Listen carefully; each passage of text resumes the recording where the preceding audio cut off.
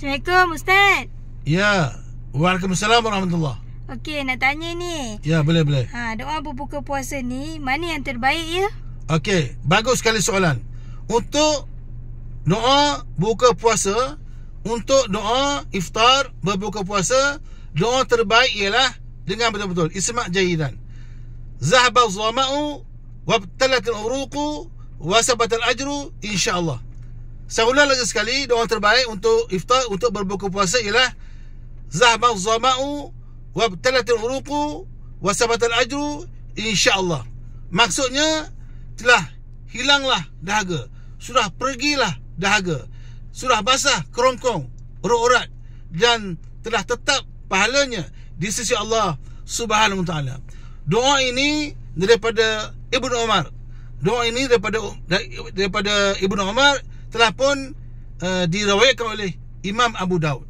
Doa ini status hadisnya telah pun dihasankan oleh Imam Ibnu Hajar, telah disahkan hasan oleh Syekh Su'aib Arnaud dan oleh Syekh Nasruddin Al-Albani. Jadi eloklah tuan-tuan amalkan doa ini untuk berbuka puasa.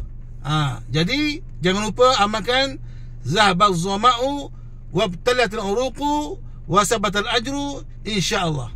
Ya.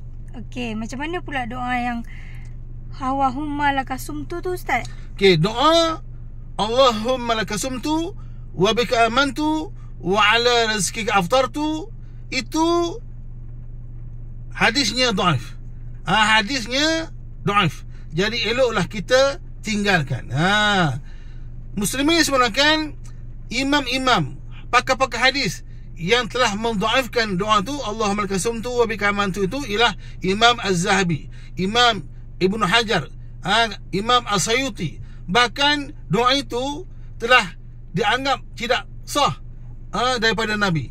Kata Imam Ibnu Qayyim Al-Jauziyah, dia mengatakan bahawa doa tadi yang kita baca tadi, Allahumma lakasumtu wa bika amantu, tidak sabit daripada Nabi. Jadi kita tinggalkan doa ni, kita amalkan doa tadi, zahabaz zama'u wabtalatil uruqu wa sabatal ajru insya-Allah. Kita amalkan doa yang lebih dekat dengan Nabi, yang lebih asah, yang lebih sahih insya-Allah.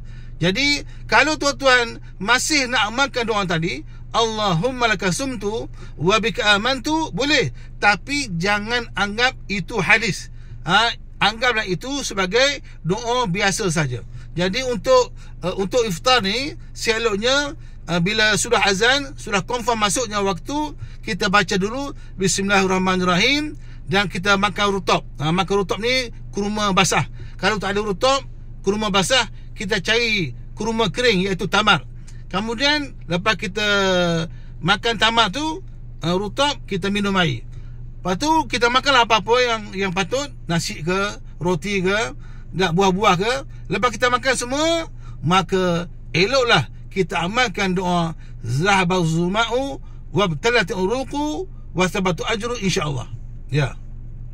Ustaz, doa-doa ni nak baca sebelum atau selepas makan? Doa yang saya sebut tadi, zahabaz zama'u, kita kena baca selepas makan.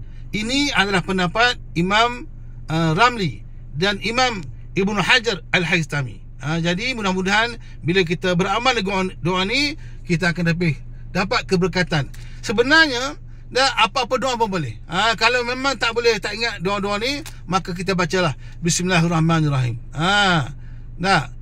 Apa-apa saja doa yang baik. Sebelum berbuka baca doa, dan selepas berbuka pun baca doa. Mudah-mudahan kita semua dirahmati Allah Subhanahu wa taala.